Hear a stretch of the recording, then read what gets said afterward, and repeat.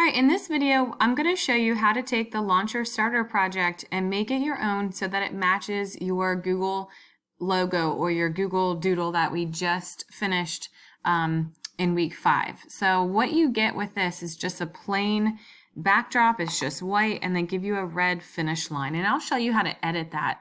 So there's some things we need to add.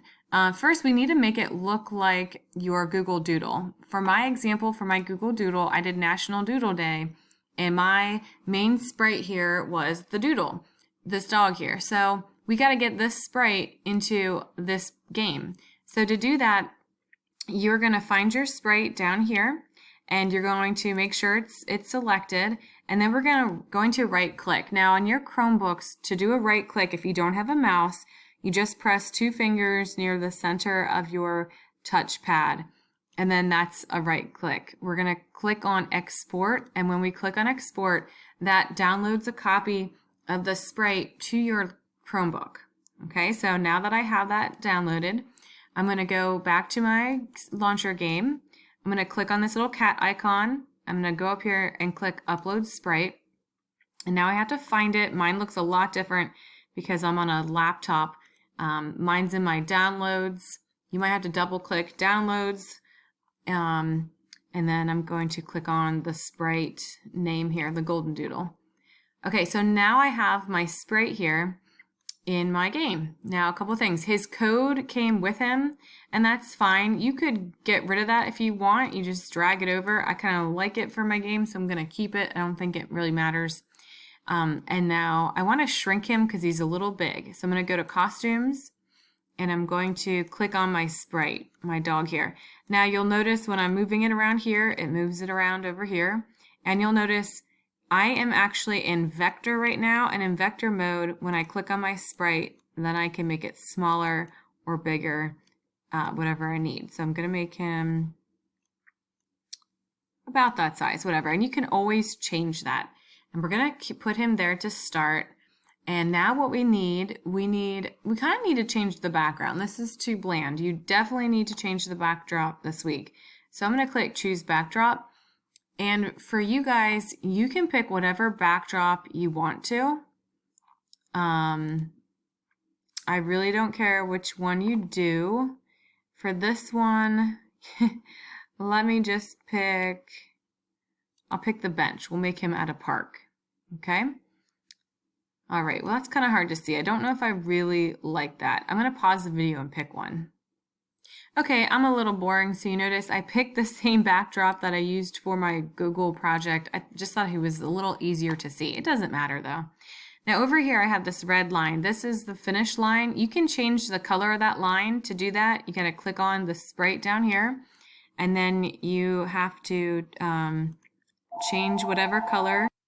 Okay, sorry about that. All right, so I want to change the line red. So you can click on here and you can make it whatever color you want. Let's say you wanted it to be like yellow. Oops, didn't want to do that.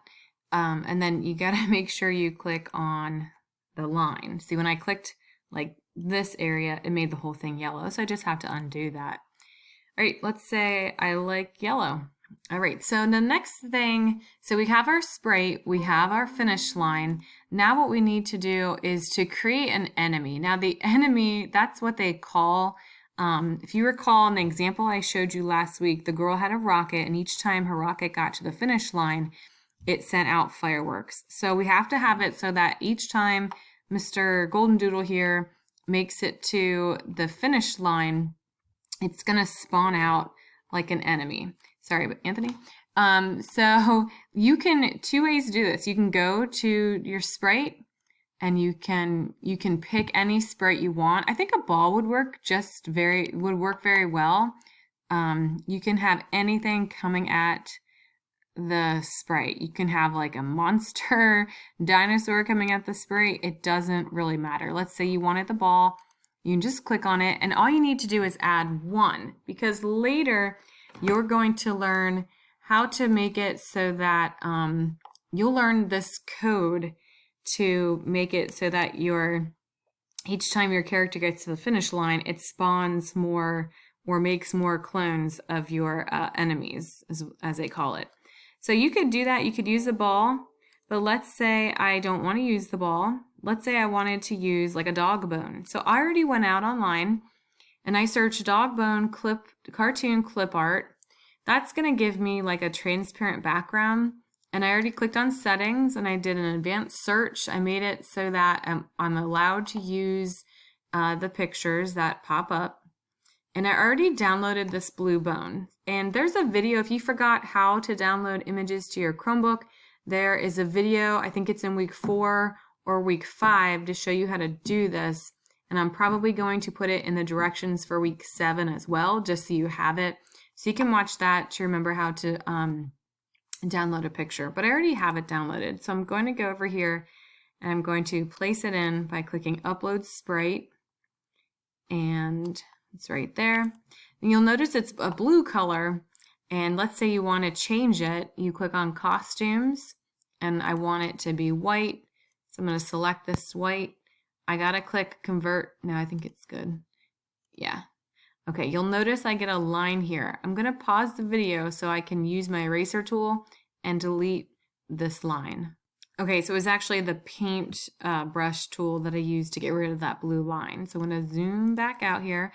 I'm gonna click Convert to Vector because when I'm in vector mode, oops, and I've got to click on the pointer. When I'm in vector mode, I can make this smaller. So then you can just make the bone or your enemy sprite as big or small as you want.